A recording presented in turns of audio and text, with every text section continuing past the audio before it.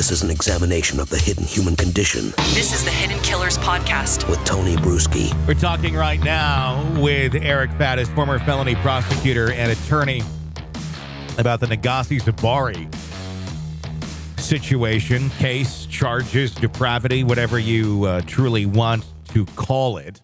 To me, it very much reminded me of the Netflix series You, where he's locking the victims in the cell.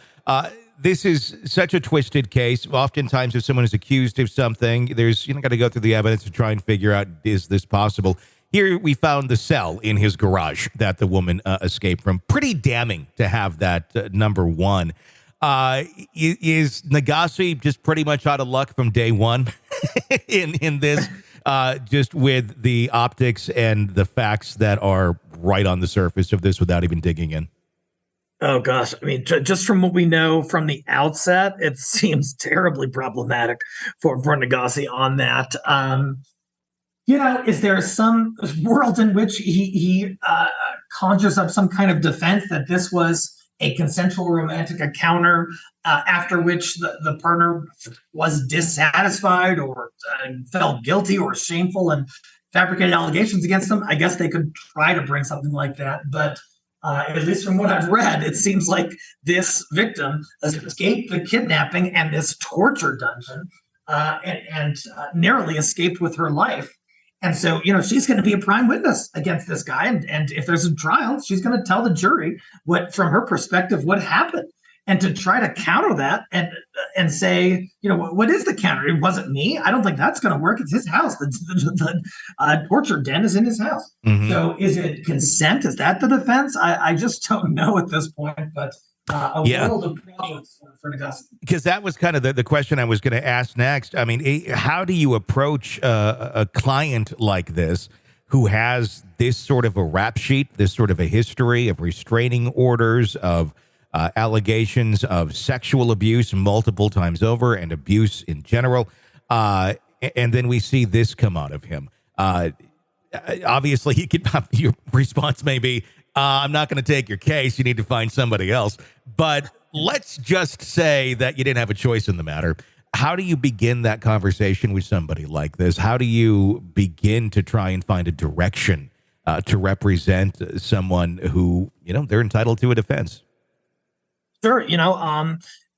Really, in every case I've ever seen, there are two sides to the story. There truly are. Mm-hmm. That it doesn't mean that both sides are 100% truthful and accurate and valid. But what it means is that there's a different perspective here. You have law enforcement's perspective. You have the alleged victim's perspective.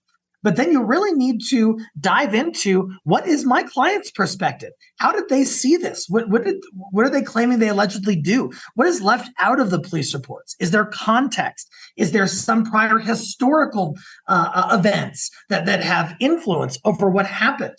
And so it's really looking into what that perspective is and comparing that with applicable potential defenses and or mitigation, which is just trying to make the case less severe against your client, and going from there. But really, I always try to tap into, what is the other perspective on this case, whether I agree with it or not, just learning it and trying to harness that in service of my client. How many of his bad acts do you see from the past coming into play if this ever makes it to trial? Those allegations, not even just allegations, there have been charges against him in the past of abuse, sexual abuse and such, using fake names, the aliases, moving from state to state.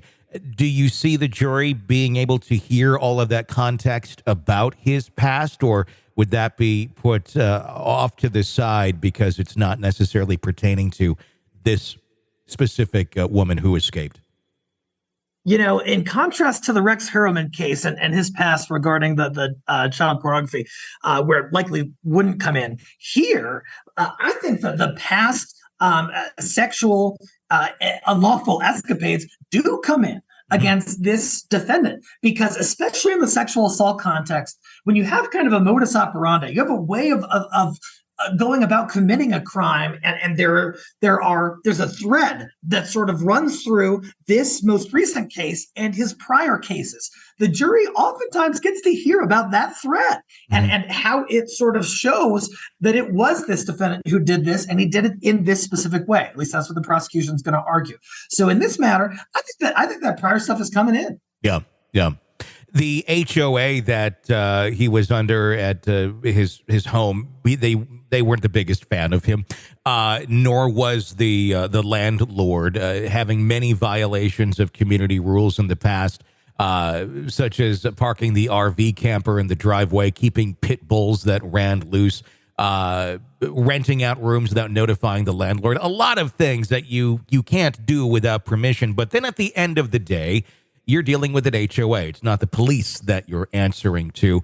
And a lot of times HOAs really have their hands tied, even when they have their own rules. There was nothing that was talked about the HOA having knowledge of a cell in the garage. I imagine that might violate some standard, or at least it will be on it'll be on the new addendum to the rules when they create them next year. No cells in the garages, everyone.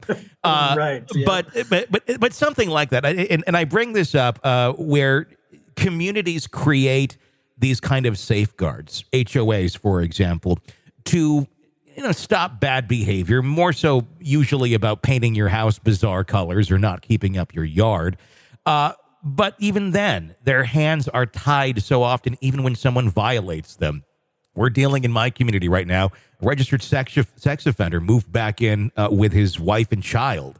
And we have a community pool, and there's not a whole lot that we can do legally to keep him from going to that pool based on the charges that he has against him. It's very bizarre. We have these rules, but almost the perpetrators can kind of do what they want at the end of the day because a whole lot can't be enforced. Are there things like that, the community safeguards, HOAs, things of that nature, could have done if they had more power to try and enforce things to keep someone like him out of a neighborhood? Oh gosh, I'm not so sure about that. Yeah. Sometimes, and believe me, these are just allegations. No, I'm not saying he's guilty. I need to see more. But the allegations themselves are that this guy is a depraved sexual assaulter. And sometimes those folks can't be stopped by some, neighborhood regulation of hey, make sure you trim your bushes or whatever. Yeah. So I'm just not sure. Even in giving the HOA more power or discretion, could it have led to some kind of intervention that would have prevented this? I'm just not convinced of that. Yeah. In no universe is the HOA going to get permission to go into someone's home without their consent, and they probably shouldn't have that. And so absent that, I just don't see how that would have potentially prevented something. Sure. Yeah, I mean, the only thing I can think of is getting in front of some of the other issues, not necessarily the cell in the garage, but being able to enforce rules prior to that. And eventually, if he's in violation, I don't know. It's always a very complicated area. I found it interesting, the HOA being brought up into this in some of the reporting. Are there any precedents or similar cases that you can think of that might provide guidance in defending Zuberi? Can you think of any real life cases where people were being held in cells and things of that nature that had some sort of valid defense? Or when you're keeping people in your garage, your basement, in cells, is it pretty much over from there? Those are terribly inflammatory allegations that are going to strike any juror as oh my gosh, this is horrible. I can't believe this is alleged to have happened. It kind of reminds me a little bit of the R. Kelly cases. Okay. Where, he was allegedly keeping people against their will, and there was some sort of restraints, and it was in his house, that kind of thing. And I know at least one of those alleged participants came forward and said, no, this was consensual and this was all agreed to, and we're just into some weird stuff. But that was obviously not enough to win the day for R. Kelly. He's going to be in prison for decades and decades and decades. So is there a potential consent aspect to it the defense can explore? They can explore it. But in terms of slithering out of this one, charges wise, I'm just not seeing it. This is an examination of the hidden human condition This is the Hidden Killers Podcast with Tony Brueski.